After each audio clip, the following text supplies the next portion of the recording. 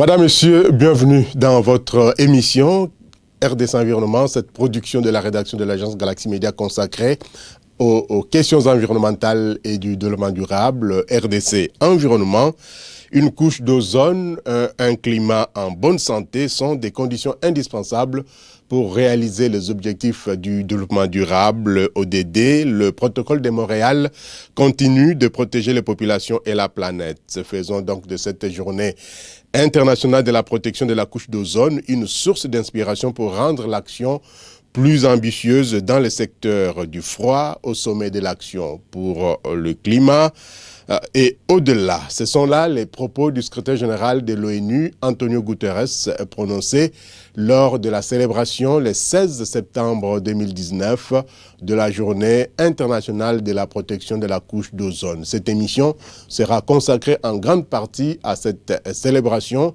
Et d'ailleurs, en République démocratique du Congo, le ministre de l'Environnement et du Développement durable, Maître Claude Nyamugabo, a fait un message à la nation en marge, bien sûr, de cette journée internationale de la protection de la couche d'ozone. Nous aurons également à vous parler de la clôture du forum de la société civile sur l'énergie en République démocratique du Congo. Quel type d'énergie, ou mieux, quel type ou quel modèle énergétique pour le développement communautaire en République démocratique du Congo? C'était là cette question thème de ce forum de la société civile sur l'énergie en République démocratique du Congo. Madame, Messieurs, une fois de plus, bienvenue dans cette émission RDC Environnement. Les détails, c'est tout de suite. Agence Galaxy Media, la passion de développer la RDC. Ainsi, je vous le disais, dans le sommaire, le 16 septembre 2019 a été célébrée la journée internationale de la protection de la couche d'ozone. Cette journée qui est célébrée au plan mondial a donc été consacrée aux 32 ans de l'existence du protocole de Montréal, en marge bien sûr de ce protocole qui continue de protéger les populations et la planète, et faisons de cette journée internationale de la protection de la couche d'ozone une source d'inspiration pour rendre l'action plus ambitieuse dans le secteur du froid au sommet sur l'action pour le climat et au-delà, a dit Antonio Guterres, secrétaire général de l'ONU à l'occasion de cette journée. Comme je vous le disais déjà, en République démocratique du Congo, la journée a été célébrée également et c'est le ministre de l'Environnement et du Développement durable, Claude Nyamugabo, qui a fait le message à la nation pour appeler les uns et les autres à pouvoir assurer le maintien de la planète dans un état de fraîcheur et de salubrité. Je vous propose de regarder ces reportages avec le message du ministre de l'Environnement et du Développement durable, Claude Nyamugabo. Amélioration de la santé humaine et 32 ans d'existence de la Convention de Vienne, tel est le thème autour duquel le monde commémore tout au long de cette année 2019 la Journée internationale pour la protection de la couche d'ozone, célébrée le 16 septembre de chaque année. Le thème de cette année célèbre plus de 3 décennies de coopération internationale en faveur de la protection de la couche d'ozone et du climat, notamment grâce au protocole de Montréal. Depuis 32 ans maintenant, l'abandon progressif de substances qui appauvrissent la couche d'ozone a non seulement aidé à protéger la couche d'ozone pour les générations actuelles et futures, mais a également contribué aux efforts déployés par la communauté internationale pour faire face au changement climatique. En tant que partie prenante à la Convention de Vienne et au protocole de Montréal, la République démocratique du Congo, à travers le ministère de l'Environnement et Développement durable, n'a pas passé sous silence cette journée. Dans son message, Maître Claude Nyamugabo, ministre de l'Environnement et Développement durable, a rappelé la nécessité de pouvoir assurer le maintien de la planète dans un état de fraîcheur et de salubrité. Je voudrais donc saisir l'opportunité que m'offre la célébration de cette journée pour saluer vivement la gouvernance environnementale qui a permis que soit ratifié pour le compte de notre pays l'accord de Paris sur les changements climatiques. Cet accord historique, dont l'objectif principal est de réduire le réchauffement de la planète, à 1,5 degré Celsius d'ici la fin du siècle traduit une ambition louable, courageuse et salutaire pour l'humanité. La République démocratique du Congo entend jouer et assumer son rôle de dernier rempart pour la protection de notre planète. La République démocratique du Congo entend également recevoir une juste rétribution de ce rôle qui lui permettra de répondre aux multiples attentes de sa population. Concernant la perspective de la mise en œuvre du protocole, il est maintenant question de procéder à la ratification de l'amendement de Kigali qui inaugure l'ère d'une nouvelle technologie utilisant les alternatives aux substances qui ne détruisent pas la couche d'ozone et ne concourent donc pas au réchauffement de la planète.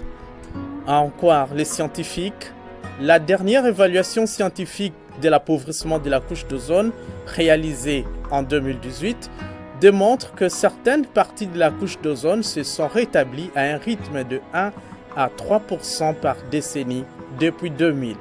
Au taux prévu, l'ozone de l'hémisphère nord et de latitude moyenne guérira complètement d'ici à 2030.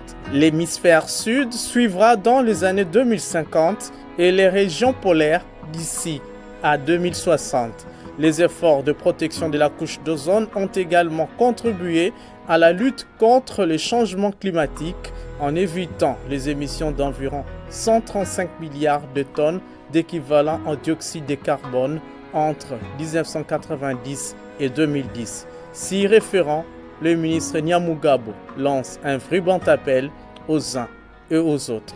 Je lance un vibrant appel à l'endroit des parlementaires pour qu'une attention particulière soit portée au projet de loi portant ratification de l'amendement de Kigali en vigueur depuis janvier 2019, dont l'examen leur sera bientôt soumis. Je lance un vibrant appel aux opérateurs économiques du secteur des fluides frigorigènes pour leur rappeler que ces substances placées sous haute surveillance nécessitent des mesures strictes concernant leur importation, réimportation, exportation et réexportation, dont l'autorisation préalable de l'autorité nationale compétente est obligatoire. Je lance un vibrant appel aux utilisateurs de ces substances pour leur dire que seule une manipulation responsable pendant l'exercice de leur profession est à même de garantir l'avenir de la planète. Je lance enfin un appel vibrant aux contrôleurs des douanes commis aux frontières pour l'application stricte de la réglementation en vigueur. Pour terminer, je tiens à rappeler aux uns et aux autres que la planète Terre reste l'unique bien que nous avons tous en commun. C'est pourquoi la poursuite de la mise en œuvre du protocole de Montréal permettra à l'humanité tout entière de sauvegarder l'équilibre de la planète. L'appel est ainsi lancé par le patron de l'environnement et développement durable congolais, en éliminant progressivement les hydrofluorocarbures qui sont des gaz puissants qui réchauffent le climat.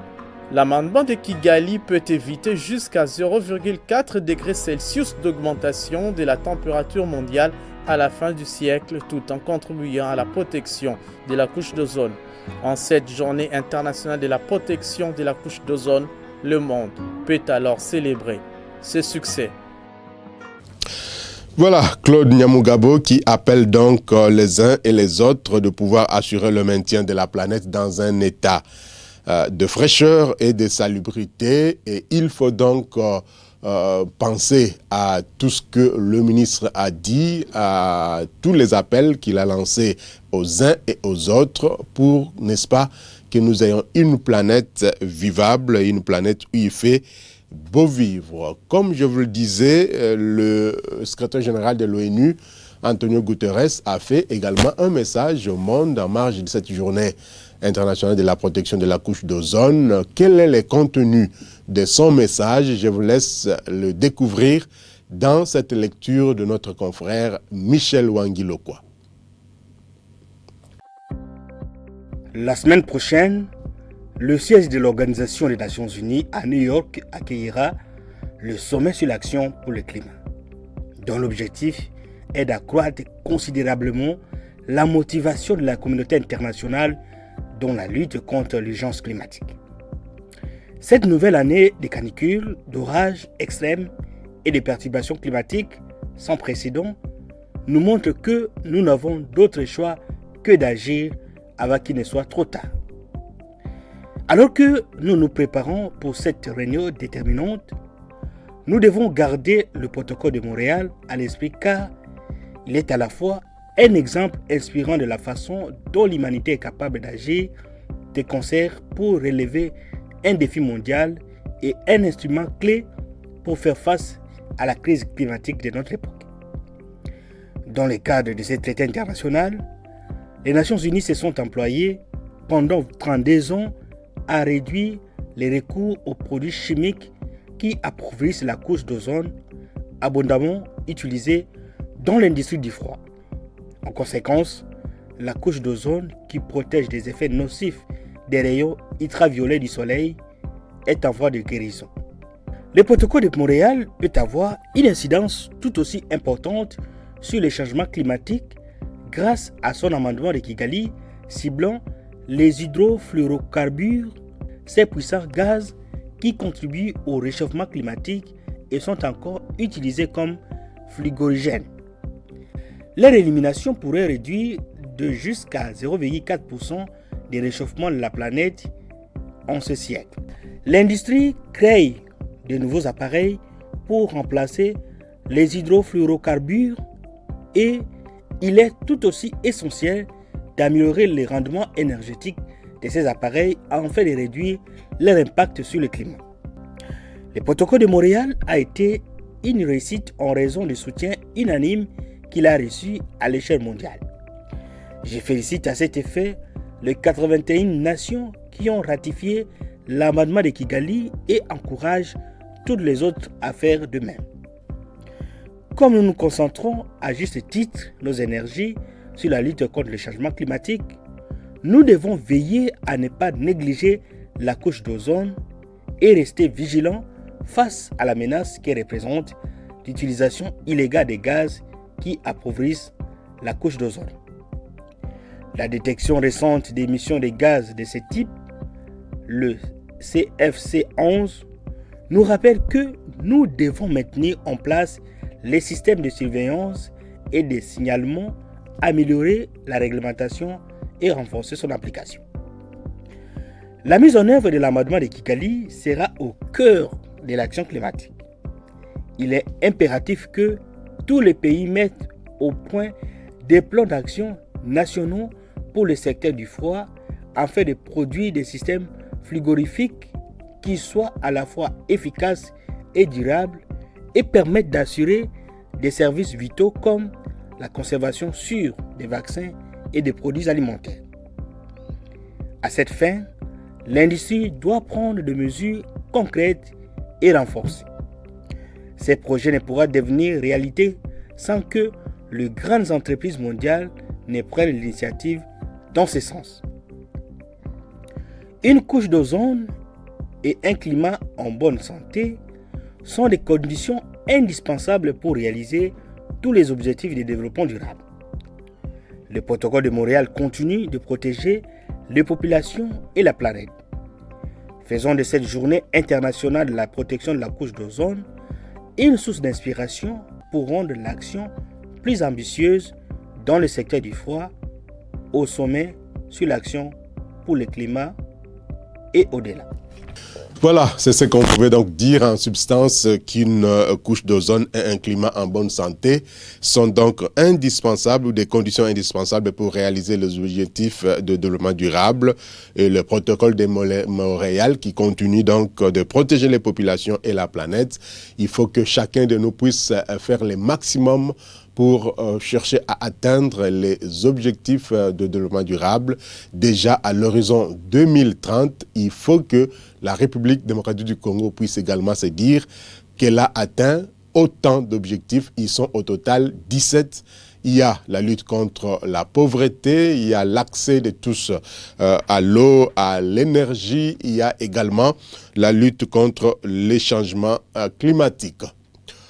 Nous allons changer de chapitre pour parler énergie, effectivement. Quel modèle énergétique pour le développement communautaire en République démocratique du Congo? Cette question a été donc le thème de 3 jours de réflexion au niveau de la coalition du forum de la société civile sur l'énergie, un forum qui a réuni des experts venus de tous les coins, que ce soit des scientifiques ou encore des experts de différents secteurs pour réfléchir sur quel type d'énergie ou quel type de modèle énergétique il faut pour le développement communautaire de la République démocratique du Congo. Il faut bien sûr l'hydroélectricité, mais aujourd'hui, il faut diversifier les sources d'énergie. Il faut penser à l'éolienne, il faut penser au photovoltaïque, il faut penser ainsi que aux énergies comme la biomasse, ainsi de suite, et cela pour augmenter bien sûr les taux d'accès à l'énergie pour la population de la République démocratique du Congo. Je vous propose donc de découvrir l'essentiel de cette clôture du forum de la société civile sur l'énergie en République démocratique du Congo. Muriel Makese nous en dit plus. Débuté le mercredi 11 septembre 2019, le Forum national de la société civile sur l'énergie en République démocratique du Congo s'est clôturé le vendredi 13 septembre 2019, placé sous le thème « Quel modèle énergétique pour le développement communautaire en RDC ?» Cet atelier de réflexion avait comme objectif la promotion des énergies renouvelables afin de contribuer au développement du pays. Les participants à ces forums ont été satisfaits de ces travaux, clôturés par un point de presse qui a donné lieu à une série de recommandations adressées au gouvernement, dont voici quelques-unes. De ce qui précède, les organisations de la société civile, parties prenantes au forum, recommandent ce qui suit. 1. Au président de la République de privilégier le développement de micro-barrages et d'autres formes d'énergie renouvelable en lieu et place des grands projets énergétiques qui présentent de grands risques sur l'environnement, le social, l'économie du pays, le cas du projet Inga 3. Au Parlement, les organisations de la société civile recommandent de réviser ou initier une nouvelle loi qui intègre les autres formes d'énergie renouvelable, notamment le solaire, l'éolien, la géothermie, la biomasse et tant d'autres. Au gouvernement de la RDC de mettre en place des mesures d'application spécifiques sur la fiscalité pour rendre attractifs les investissements dans le secteur de l'électricité, de mettre en place un fonds pour la recherche scientifique dans le secteur de l'électricité, de réaliser le projet d'exploitation du gaz méthane sur les lacs le plus rapidement possible pour réduire les risques d'explosion du gaz et donner l'énergie à la communauté locale. Les organisateurs se sont enthousiasmés de la présence des participants venus nombreux à ces forums. Après échange, nous avons constaté ce qui suit. La persistance du faible taux d'accès des populations congolaises à l'électricité, évalué aujourd'hui à 6% malgré l'énorme potentiel qui regorge le pays. La non-opérationnalisation de l'autorité de régulation et de l'Agence nationale des services énergétiques en milieu rural. 5 ans après la promulgation de la loi portant secteur de l'électricité. L'existence d'un cadre légal qui ne prend pas de manière explicite en compte les autres formes d'énergie renouvelable, solaire, biomasse, géothermie, éolien et tant d'autres.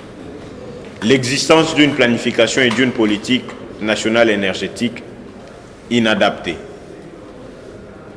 Le manque de moyens financiers pour les recherches scientifiques dans le secteur de l'électricité et pour la mise en œuvre des projets de production énergétique dans le secteur de l'énergie.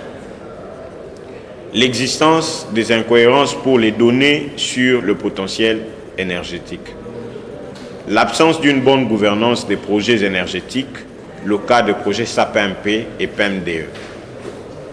L'existence de plusieurs projets énergétiques non planifiés, le cas de Zongo, Katende et Kakobola. L'existence d'un régime fiscal pas adapté au secteur de l'électricité. la non-exploitation de gaz méthane sur le lac Kivu qui représente un danger permanent pour les populations, l'insuffisance des capacités requises dans la gestion des grands projets sous le mode de financement partenariat public-privé, la faible implication de la femme dans des projets énergétiques, le faible encadrement des initiatives communautaires de production de l'électricité et l'absence d'un mécanisme officiel de partage d'informations propre au secteur de l'électricité. Reste à savoir si les recommandations issues de ces assises vont être appliquées pour non seulement permettre aux Congolais d'accéder à l'énergie, mais surtout promouvoir les énergies propres qui contribuent à la protection de l'environnement. Voilà, il y a donc des recommandations qui ont été adressées au gouvernement, au président de la République, au Parlement pour que l'énergie soit accessible à tous et dans des conditions les plus maximum possibles. Nous allons terminer cette émission avec notre rubrique événements à venir. Quels sont les grands faits qui vont faire l'actualité environnementale à travers le monde dans les jours à venir? Il faut dire que le 22 septembre à New York, dans le cadre d'un side event pour l'Afrique centrale, ce sera consacré au changement climatique et lutte contre la pauvreté, solution des leaders africains, et ce en marge du lancement du film Préserver la forêt d'Afrique centrale et protéger la planète. Il y aura également des interventions ministérielles. Le 23 septembre 2019, ce sera donc le sommet Action Climat New York aux États-Unis d'Amérique avec le secrétariat général de l'ONU, comme nous l'avions dit d'ailleurs dans le message du secrétaire général de l'ONU. Il a évoqué donc l'action plus ambitieuse dans le secteur du froid et au sommet sur l'action pour le climat. Les 26 et 27 septembre 2019, ce sera le colloque Géosciences, ressources, risques et technologies du 26, donc le 26 et 27, ce sera à Antananarivo, au Madagascar. Toujours les 26 et 27 septembre, ce sera la deuxième réunion du comité de pilotage du projet régional financement durable des aires protégées dans le bassin du Congo, et ce sera à Brazzaville en partenariat avec la Comifac, le PNUD et le Fonds pour l'environnement mondial. Les 27 et 28 septembre 2019, il va se tenir les journées du réseau de recherche sur les forêts d'Afrique centrale. Les 22 et 23 octobre 2019, le Forum international de Shanghai, ensemble vers les chaînes d'approvisionnement vertes au niveau mondial, va se tenir bien sûr à Shanghai en partenariat avec le Forum ATBT, c'est-à-dire l'association des bois tropicaux. Les 22 et 23 encore octobre, ce sera l'atelier d'échange d'expériences sur la mise en œuvre du protocole de Nagoya sur l'APA à Kigali au Rwanda en partenariat avec la Comifac et UN Environnement. Les 24 et 25 octobre 2019, Africa Agri-Forum, ça va se tenir à Radisson Blu, au Koumé Palace Hotel de Libreville. Nous sommes là au Gabon. Le 24 octobre 2019, la deuxième réunion du comité de pilotage du projet APA-PNUE avec la Comifac au Rwanda à Kigali va devoir avoir lieu. Et enfin, du 29 au 31 octobre 2019, il va se tenir donc toujours à marge de l'APA. L'APA, c'est l'accès aux ressources génétiques, donc en partenariat avec le comité consultatif informel sur le renforcement des capacités pour la mise en œuvre du protocole de Nagoya sur l'accès aux ressources génétiques et partage des avantages. Et ça va se tenir à Montréal. Nous sommes là au Canada. Voilà donc les quelques événements qui vont avoir lieu sur le plan environnemental à travers le monde, que ce soit ici en Afrique, en Amérique ou en Europe, encore en Asie, Prenez donc rendez-vous avec nous pour la prochaine édition. Nous aurons donc d'autres détails, d'autres informations environnementales et celles liées au développement durable que nous allons devoir vous fournir. Madame, Messieurs, voilà donc qui boucle déjà cette émission RDC Environnement que nous avons eu le plaisir de vous présenter. Merci à Céline Bumba Angelani. Merci à Guilhem Zembe de Gonzague, à Muriel Makesse, Naomi Makwila et à toute l'équipe qui a concouru à la réalisation de cette émission. Le prochain rendez-vous, c'est déjà la semaine prochaine. D'ici là, portez-vous bien et bonne suite des programmes sur votre chaîne. Prenez soin de vous, mais surtout prenez soin de votre environnement. Au revoir et à très bientôt.